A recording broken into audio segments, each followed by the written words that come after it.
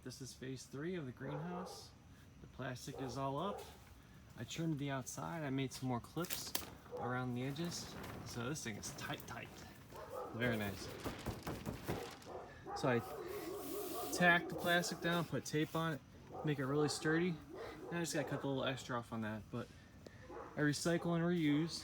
So with the extra plastic, I'm gonna do a barrier around the edges because I'm gonna tape it up high, right up here, and then layer the plastic down. Because that way, if you do an irrigation system in the greenhouse, it's not gonna get on the wood. You just have it tapered down.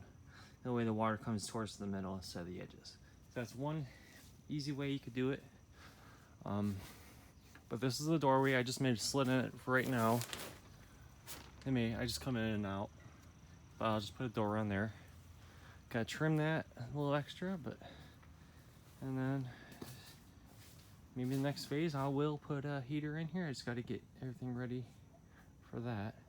But right now it's like a sauna in here, so it's working so far. Working pretty good. All right, thank you for watching. Bye.